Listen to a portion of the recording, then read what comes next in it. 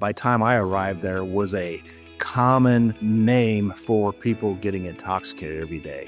And so they all got painted with the same brush, right? And people would use that term very dismissively. And so that was one of the things that we had to address right away, is that we're not going to label people like that. We're not, because it was not being used as a term of endearment, right? It was a pejorative. And we needed to stop that right away. These are human beings, are going to be treated like human beings. And that does take a mental adjustment, because people slip into this idea of referring to people in a certain way, and it just becomes common vernacular. But we just have to recognize that when we do that, and it's a pejorative, we are creating a situation where people are thought of as less than.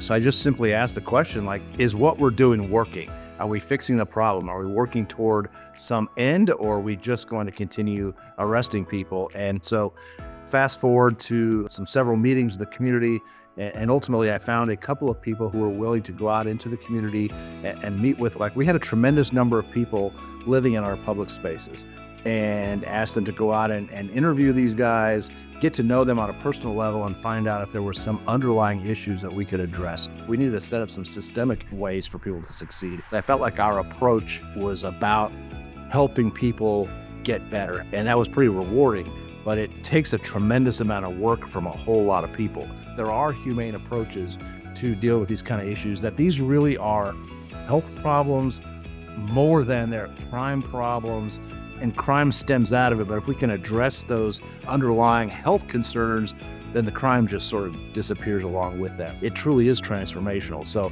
it really opened my eyes to trying to find outside the box solutions, trying to address these issues, but also the fact that we can succeed at this kind of work with the right mechanisms in place.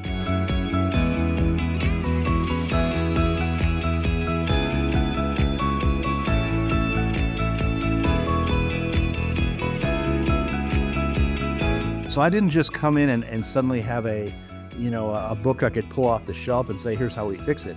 So I wanted to get the community involved. It's a community problem. And so I started holding these meetings, and I formed something like a little task force that we called the Solutions Committee. And these were just everyday citizens who were impacted by the issue or who wanted to be part of the solution. We brainstormed different ways to address the problem. And that sort of started to get buy-in from people that, hey, we're not going to just make this a police problem. We're not going to just arrest people, because I would tell them straight up, what we're doing is not working. We can't be the solution to this problem, because our solutions don't work. So help us find solutions. It's about humanity, right? It's about, we're all living on the same rock. And there is some human tendency to separate ourselves. But for me, it really is a human driver. And so trying to work with people to find solutions is just my personality. When you meet one person who's struggling with addiction, and then you see them after, a few months and they're healthy and back reunited with their families, that's incredibly inspiring. And so really that's the inspiration.